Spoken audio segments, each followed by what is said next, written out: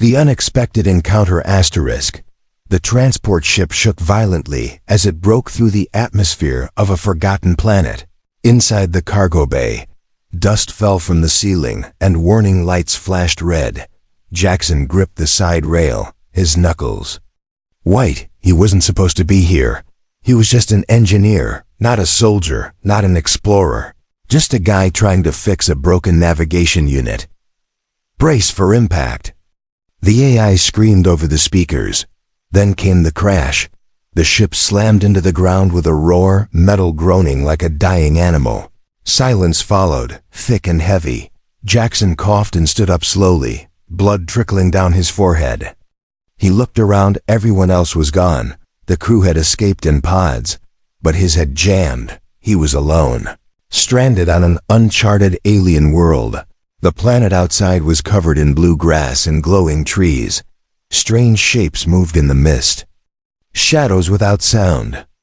Jackson grabbed his pack, a scanner, and a low-charge plasma pistol. If he wanted to survive, he had to find shelter, water, and maybe even help for 2 hours. He walked through the thick forest, each step sinking slightly into the soft ground. Then, just past a ridge, he saw something that stopped him cold. A tall, silver-skinned figure stood by a pool of liquid light. Her back was turned to him, her long white hair glowing under the alien sky. Jackson raised his hand slowly, not wanting to scare her. "Hello," he said, his voice dry and rough. The figure turned. It was a woman, at least mostly. Her face was delicate, her eyes huge and violet. Her lips shimmered with an unnatural hue. She wore a kind of armor made of organic material that seemed to breathe with her. But what caught his attention wasn't her beauty, it was her body. There was something extra, something his brain couldn't immediately process. She had it couldn't be 3 hips. No, 3 legs. Wait, what the hell? He whispered, blinking hard. The alien woman tilted her head and took a step forward. Her 3 legs moved smoothly, perfectly balanced, almost graceful. Jackson took a step back. "Human," she said in a melodic voice, her accent sharp but understandable. "You crashed. You are injured." Yeah, Jackson replied. "I didn't mean to land here. It was an accident." She studied him for a moment, her gaze scanning his body from head to toe. "You are not dangerous," she said finally. "You may follow me." Jackson didn't have a choice. He followed her through the glowing forest, watching the way she moved. 3 legs, 3 knees, 3. Everything. His mind kept going back to it. How would that even work? Why would evolution? He shook his head, trying to stay focused. They arrived at a hidden cave, covered by vines that shimmered when touched. Inside, the space was warm, filled with soft light and the scent of something sweet and metallic. She offered him a drink from a carved bowl. He hesitated but drank, and his pain eased almost instantly. "You're not afraid of me," he said, breaking the silence. She sat across from him, folding her 3 legs neatly beneath her. "You are small, loud, but kind," she replied. "Your thoughts are not hidden," he smiled slightly. "I didn't expect to find someone like you out here. And I did not expect a male with 2 legs," she said with a strange amusement in her tone. They both laughed softly, then came the awkward silence.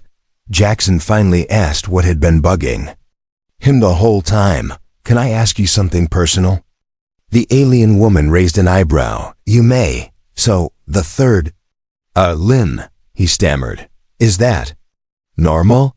She tilted her head, curious. "For my species, yes," she said calmly.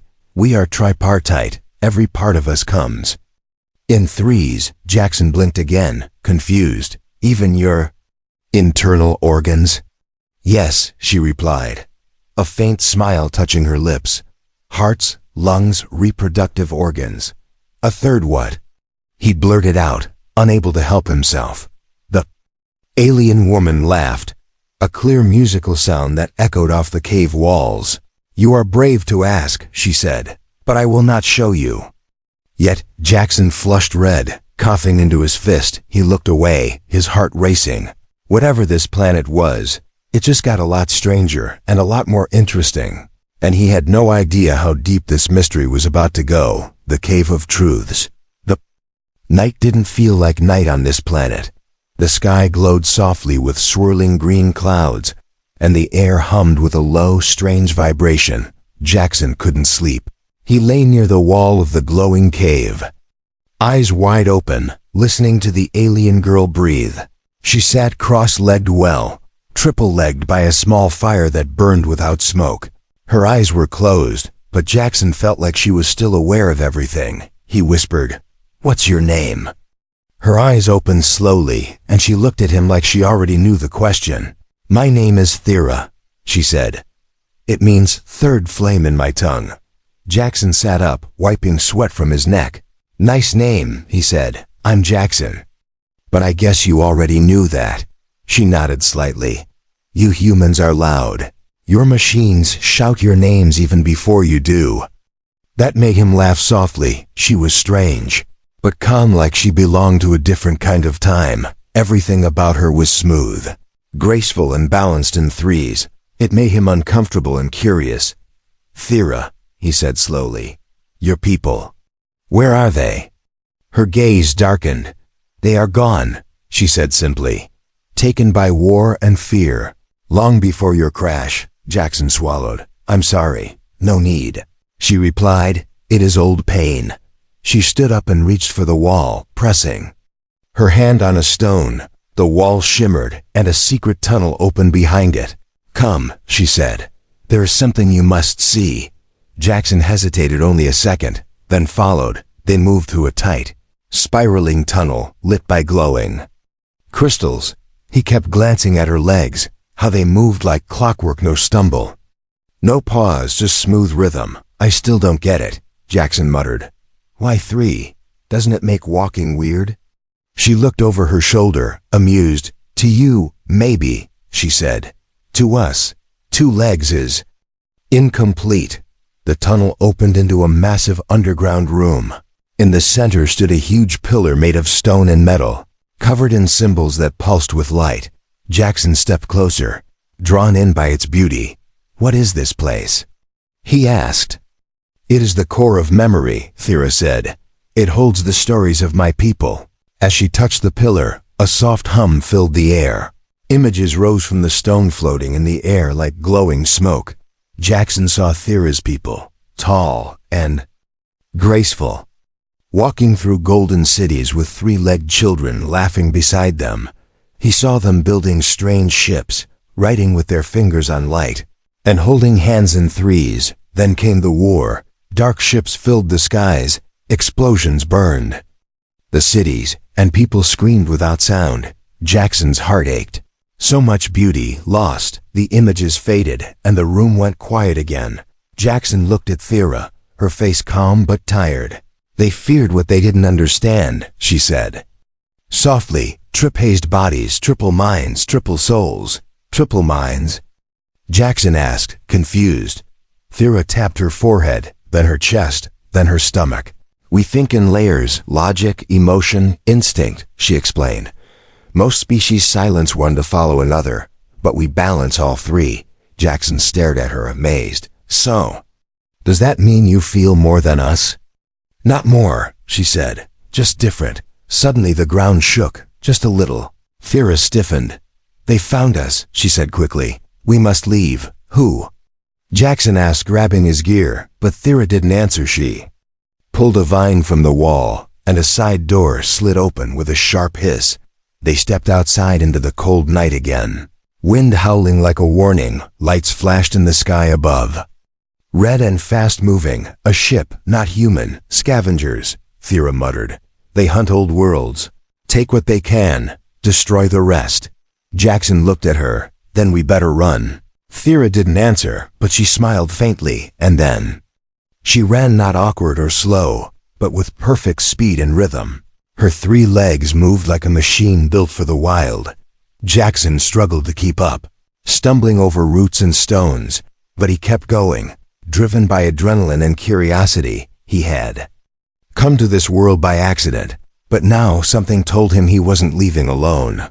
not without knowing what else this alien girl was hiding.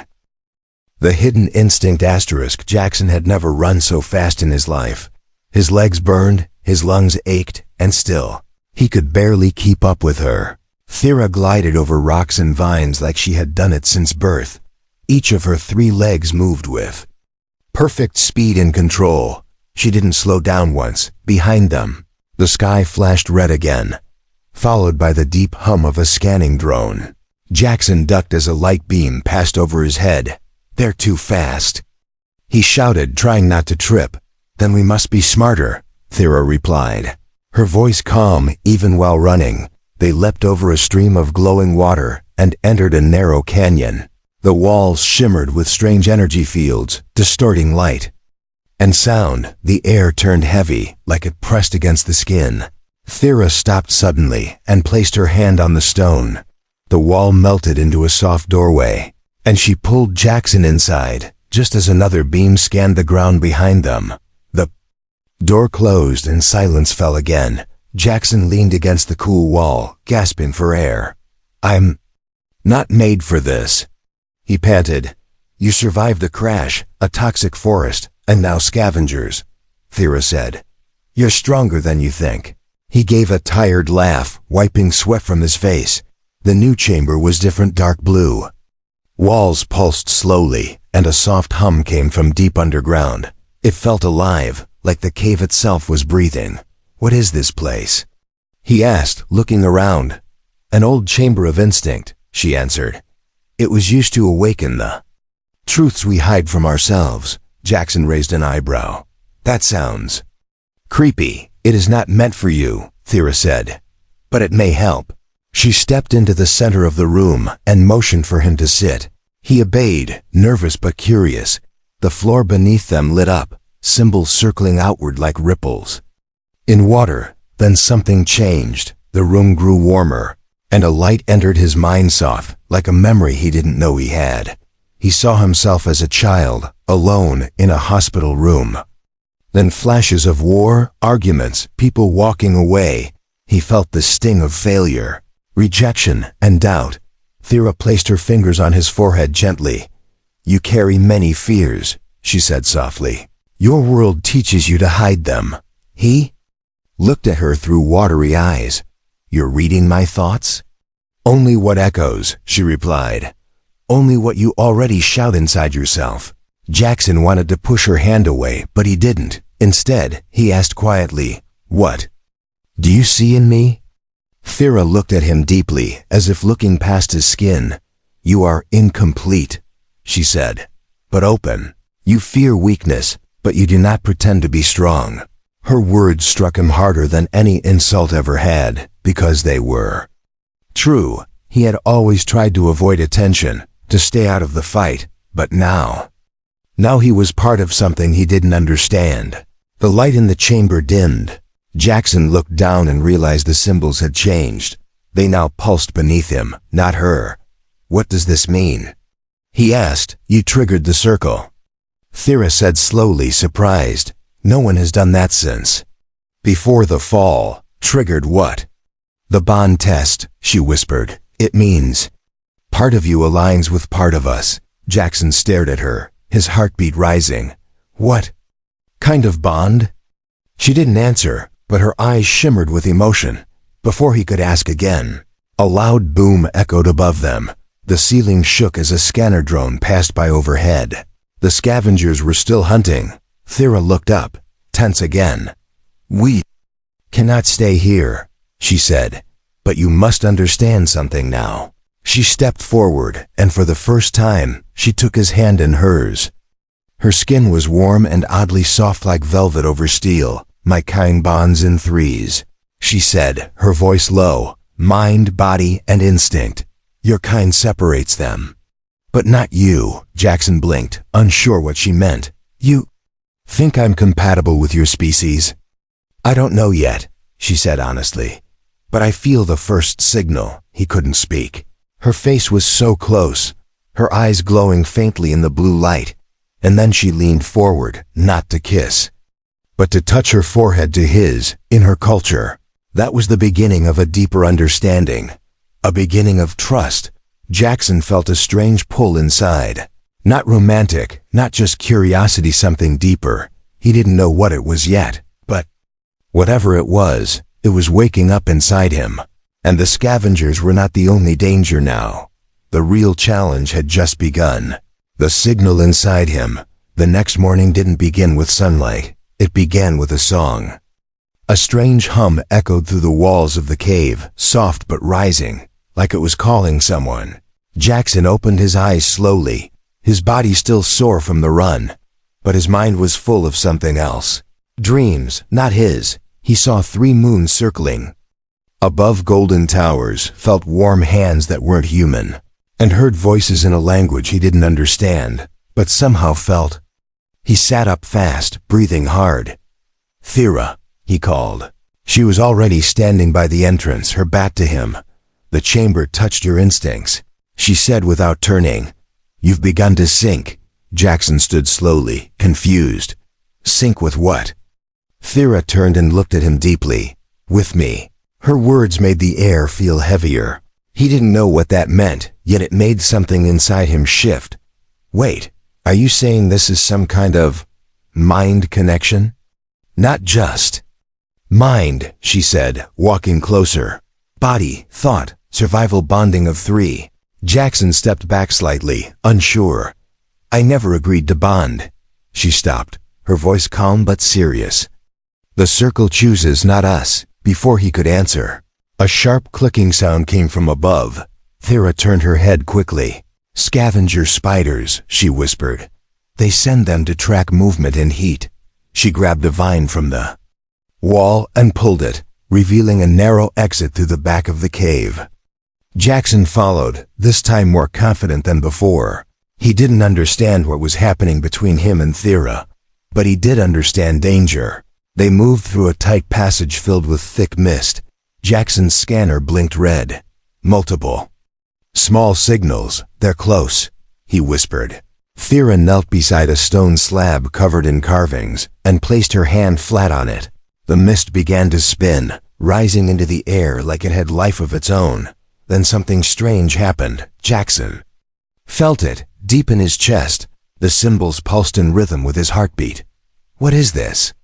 he asked, stepping back. "This is the testing field," she said. "It reads what is hidden inside." The carvings lifted from the stone and floated around him. Glowing blue, Jackson could hear whispers, not outside, but inside his head. They weren't words, more like pulls, instincts, emotions rising to the surface. Bravery, anger, love, loneliness, all flowing together. And then, one word hit him like lightning. "Chosen," he gasped and fell to one knee. The mist swirled faster, and Thera stepped forward, placing her hand on his shoulder. "You are resonating," she said quietly.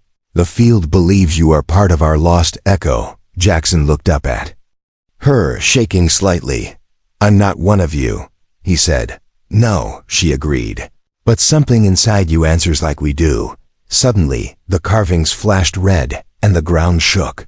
A hole opened behind the slab. Inside was a sphere. Glowing, pulsing, spinning in 3 directions at once. "What the hell is that?" Jackson asked. "A core echo," Thera whispered, surprised. "We thought they were extinct." The moment Jackson touched it, the sphere stopped spinning. It floated into the air and hovered before his chest, then slowly sank into him. Jackson screamed as heat shot through his spine. Then nothing, just silence. When he opened his eyes, the scanner on his wrist had melted. Thera looked at him with awe, not fear. "You've been marked," she said, her voice shaking slightly. "The bond is real now." Jackson took a step back, terrified. "I didn't ask for this." "You didn't need to," she said gently. "Your instinct did." More clicking echoed in the distance, closer now, louder. Thera turned sharply. "They followed the surge," she said. "We must move," as they began to run again. Jackson felt something change inside him.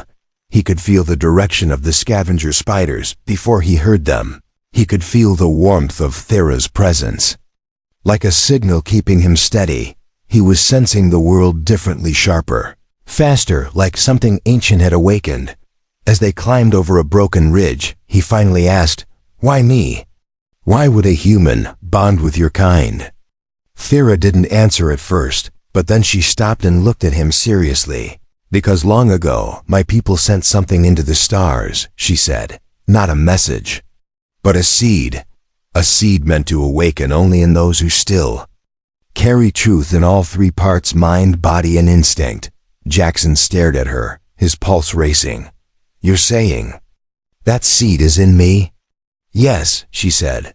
"And now that it's awake, they will come for you too, not just scavengers." He didn't know what was scarier, being hunted or being chosen for something he couldn't even understand, but deep down, something inside him already knew. This wasn't about escaping the planet anymore. This was about discovering what part of him wasn't human at all. What was buried in his blood. Jackson didn't feel pain anymore. He felt everything else. The sky above him shimmered in slow waves, even though there was no wind. Every sound, the crack of distant thunder, the flap of a bird's wings, even Thera's breath reached him with perfect clarity. It was like his senses had stretched beyond his skin. He stood on a high ledge now, watching 3 scavenger ships land in the valley below. Dark metal beasts with claws and glowing eyes. "They've brought hunters," Thera said quietly beside him. "Not machines this time, living ones." Jackson nodded, but his hands were shaking. "I don't even know what I am anymore," he whispered. "You are still Jackson," Thera replied, placing her 3-fingered hand on his arm. "But you are waking up." He turned to look at her. "Waking up into what?" She held his gaze, then stepped back slowly. "I will show you." Thera took off her armor piece by piece, not in shame, but with meaning.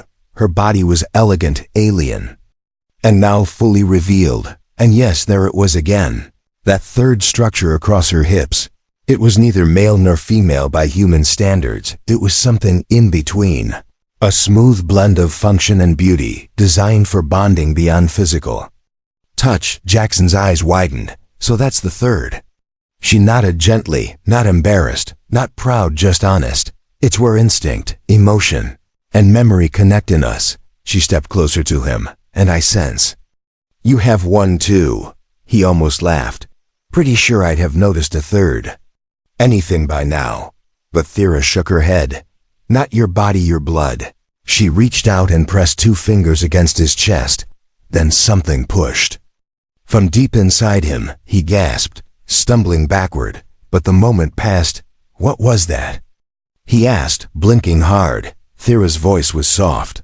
"Something buried, maybe by your ancestors, maybe by mine." Jackson looked at his own hands.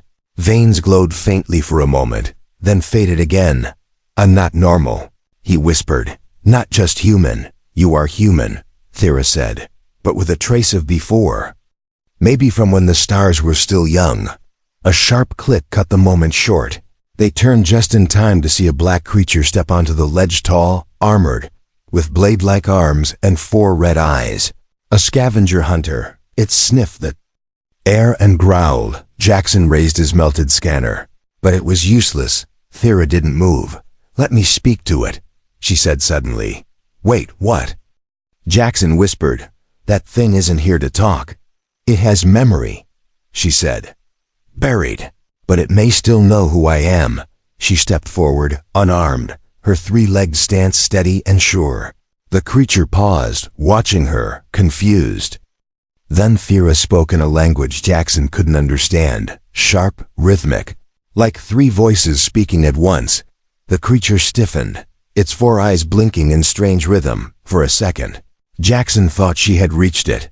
But then it screamed, raised its bladed arms and charged. Jackson ran forward without thinking. He tackled Thera just before the blade hit, both of them rolling to the ground. The creature slashed at the air and roared. Jackson pulled out the only working tool he had, a flare stick, and jammed it into the thing's side. It lit up like fire, sending the beast backward in pain. Thera pushed herself up, breathing hard. "You risked yourself," she said, surprised. "You're not just bonded by instinct, you act without it." Jackson stood beside her, sweating and pale. "I just didn't want to lose you," he said. Even if I still don't understand half of what's happening. You will, she said quietly. But first we must awaken the final bond. Jackson stared at her. There's more. She nodded. You've connected to the mind and the body. But instinct, the core of us, must be accepted fully. Jackson wasn't sure what that meant.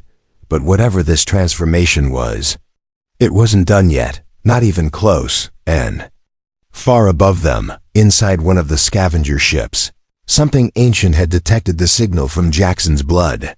A beacon, a pulse of something that should have died millions of years ago.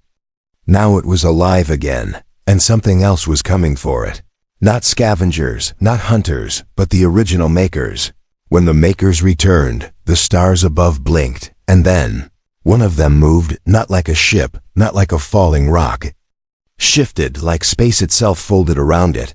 Jackson felt it before he saw it.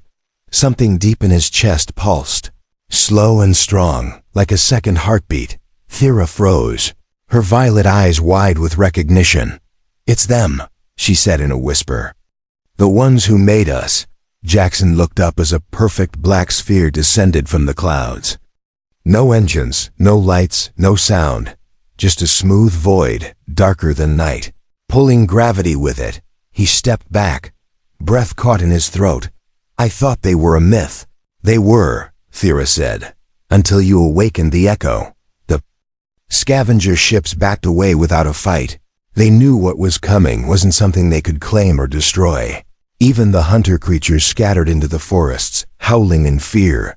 The sphere landed silently in the field, and then it opened, not with metal or hinges, but like liquid folding away from itself. From within stepped three beings tall, shining, genderless, their bodies moving in slow waves. Their skin was like starlight, their faces blank, and their presence was impossible to ignore. Thera dropped to one knee, placing all three hands on the ground. Jackson stood still, stunned. One of the makers looked directly at him, its face unreadable. Then it spoke, not with sound, but directly into Jackson's thoughts. The key has returned. Flinched. What does that mean? He asked out loud. Another maker turned to Thera. You activated him without the ritual. I followed instinct, Thera answered, voice steady, and it responded. The third maker stepped forward, touching Jackson's chest, his entire body lit up from the inside, veins glowing, bones humming, breath stolen. Images flashed in his mind. A time before humans, when the makers walked through light, a failed experiment. A seed launched into the stars, forgotten. Until now, you're saying I'm one of your mistakes? Jackson asked, voice shaking. No, the voice said inside his head. You are what we never finished. Thera stood beside him, defiant. He is more than that, she said. He chose to protect, to feel, to connect. The first maker stared at her with glowing eyes. Then he must complete the final trial. Jackson stepped forward. What trial? You must survive the merging. Before he could ask what that meant, the ground beneath him opened. He fell not far, but deep, into a dark chamber of stars and light. Floating in nothingness, he stood there, alone. Then he saw three versions of himself appear, one filled with rage and strength, one full of logic and cold silence, and one shaking, afraid, holding the image of Thera in his hand. The room spoke with three voices at once. Choose your truth. Jackson looked between them. The strong one promised power, the logical one offered control. But the third, emotional, vulnerable, held something real. I don't want to be a weapon or a tool, he said. I want to be human, but better. He stepped into the third version of himself. The moment he touched it, light exploded through the chamber, and he woke up. He gasped, back in Thera's arms, glowing from head to toe. The makers watched in silence. He is complete, they said. He is not ours anymore. The sphere behind them began to close. Before they left, one of them turned to Jackson again. Be warned, it said.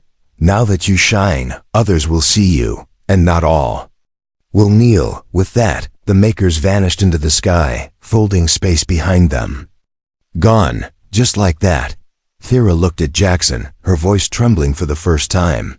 "You chose your truth," she said. "You didn't become us, you became something new." He stepped toward her, glowing fading but his heartbeat steady.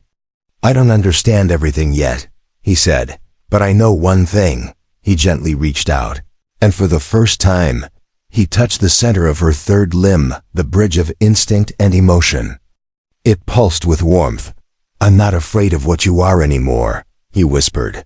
"And I'm not afraid of what I might become." Thera smiled. Her third eye, the hidden one between her collarbones, finally opened. She had never shared that with anyone before. Now, she had. More than human, more than alien asterisk, the first thing Jackson felt was stillness. Not silence, not the quiet before battle, but a stillness that came from inside, like a storm had passed through him. And now the sky was clear. He stood in the same glowing field where it all began, the shipwreck behind him, the stars above, and Thera standing by his side. But everything had changed. He was no longer just human, and she was no longer just alien. Together, they were something new, something never seen before. "You still shake when you're calm," Thera said gently, touching his arm. "It's your instinct trying to adjust." "I don't feel broken anymore," he whispered, surprised by his own words. "For the first time I feel like I was built for something." She smiled softly. "You weren't built," she said. "You chose." The ground pulsed below them, 3 soft waves under their feet. It was the final sign. The planet itself had accepted the bond. But far in the sky, ships were coming. Not scavengers this time, not makers, something else. Jackson's vision sharpened without effort. He could see the ships even before they broke atmosphere, sleek, black and aggressive. More of them. He said, "They followed the signal too." Thera nodded, her voice steady. "They will try to take you. Or destroy you." Jackson clenched his fists, then slowly relaxed them. "I'm done running," he said. The ships dropped fast, landing with sharp sonic cracks around the valley. Alien soldiers poured out, armor clinking, weapons glowing. One of them stepped forward, helmeted and huge. "You carry what has not belonged to you," it growled in rough common tongue. "Surrender it, or be erased." Jackson stepped forward, calm. "I don't carry it," he said. "I am it." He raised his hand, and light flared from his chest, blue, white, and gold. Not a weapon, but a signal of being. The aliens paused, confused by what they were seeing. Then Thera walked forward and placed her hand in his. Their lights merged. 3 rings of energy forming around them. Mind, body, instinct. It wasn't an attack, but a declaration. "We are bonded," Thera said aloud, "by choice and by nature." "This form cannot be unmade," Jackson added, "because it was never designed, it was born." The alien commander stepped back slowly. "This is forbiddance," it said. "No," Thera replied. "This is evolution, one by one." The soldiers lowered their weapons, not in fear, but in awe. For the first time, they saw something that wasn't war or dominance. They saw balance later. After the ships left in silence, Jackson and Thera sat under the green moons. The wind was calm, and their bond was whole. He looked at her and asked the question he'd been holding since the day he saw her. "Will I ever stop being amazed by you?" She leaned into him and smiled. "No," she said, "because you're still learning to see in threes." He laughed, quietly but with full heart.